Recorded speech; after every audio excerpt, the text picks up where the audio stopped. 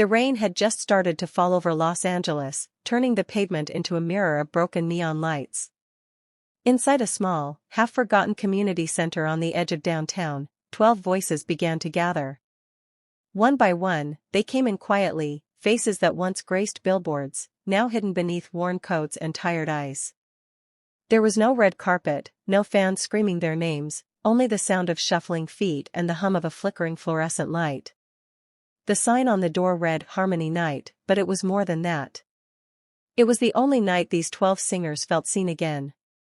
Raymond Cole came first, still wearing his old leather jacket from the 1983 Blue Fire tour. The edges were torn, and the color had faded, but he wore it like a badge of what used to be. He shuffled in, carrying his guitar, his fingers trembling from years of hard living. Maria Sanchez followed him, her curly hair tied back under a scarf. She clutched a thermos of coffee, her voice hoarse but still filled with warmth. Behind her came Jackson Reed, his once golden hair now streaked with gray, and Simone Taylor, wearing oversized sunglasses even though the lights inside were dim. They greeted each other like family members who had been through the same storm. There were hugs, tired smiles, and shared silences. Around them sat the rest: Mark Daniels, once a country sensation, Angie Brooks, who had won a Grammy in 2001, twins Leo and Liam Hart, whose boy band fame had vanished before they turned 30, and a few others whose names the world had erased but whose songs still lived somewhere on old vinyl records. They all gathered around a circle of folding chairs. Raymond opened the meeting with a shaky laugh. "Guess we're still standing, huh?" he said, strumming a soft chord on his guitar. Maria smiled, her eyes glistening. "Barely, but standing." A small chuckle rippled through the room, the kind that carried both pain and peace. Simone began to hum softly, a melody that was once her signature tune.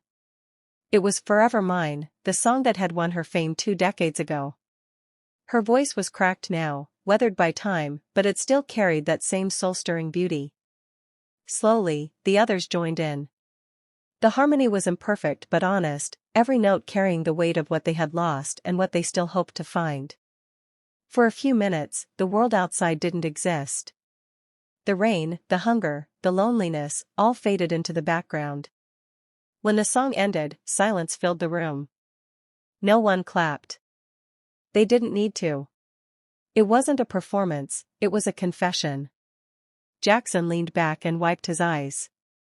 "You know," he said, "when we used to sing, it felt like the whole world was listening.